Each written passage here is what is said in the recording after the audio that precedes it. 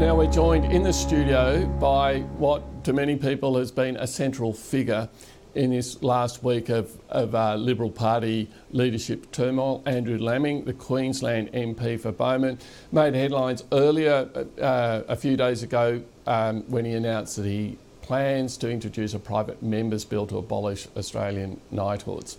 Andrew Laming, welcome. To start with, can I ask how you voted in the party room today? I made it very clear that I changed my mind in the last 24 hours in support of a spill, and that's how I voted. I wanted my locals to know that. I've been consistently supporting the Prime Minister and giving him more time. I became dissatisfied in the last couple of days that this very minor bill on knights and dames was not being taken seriously, and there'd been an attempt to undermine it. That's all history now. I'm not going to proceed with that bill for the moment. The boss needs clear air, and I'm regarding this as a strong result. I know that's hard for people to accept. In excess of 60-40 in support of the Prime Minister, but this is not unusual in Liberal Party rooms for there to be significant numbers in a spill or a leadership motion, but that's strong enough definitely for him to continue to reunite, to buckle down and to start fixing the issues of 2014. Explain to me, explain to the people watching this, how Tony Abbott can possibly survive. Tell us the story. How does he managed to shore up support in his party, where you've got at least 40%, plus possibly members of the ministry who are already think that they could do better? How can he possibly survive this? Well, you can talk to the most expert pollster out there, or you can talk to an average disengaged voter. In the end, every politician and every team has the possibility of clawing back support, and you only need to look at his record, his stamina, his longevity in politics. He's an incredibly intelligent and perceptive person. There have been successes in 14, don't let them be washed away, but the 3 or 4 areas that we want progress on, and some of us weren't confident that that was going to occur early this year, required a signal.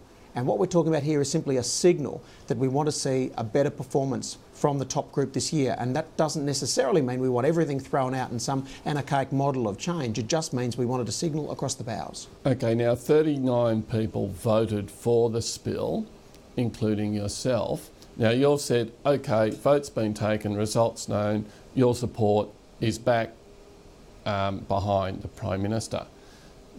But how can we be sure that all the other 39 people who voted for a spill will do the same? It might just be a small group who continues to agitate, but as we know, that group can change, support can change rather rapidly. You yourself changed your vote in the last few days. So how can we know, or isn't it far more likely that there will be agitators who will continue to agitate? They're in the ABA camp, the anyone but Abbott camp. Well, look, in any democracy, there's people with views that are opposed to the leader. There's people who possibly would like a different leader.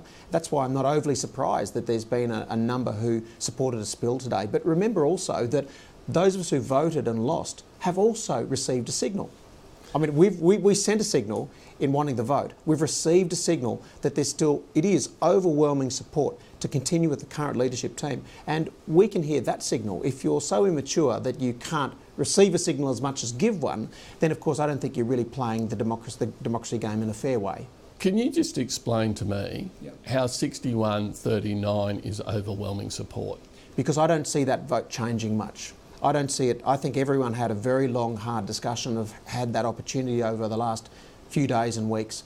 We're not the Labor Party. We don't operate in factions. We don't take orders from the top. Every individual had this chance to have a free vote without talking to their colleagues or talking publicly.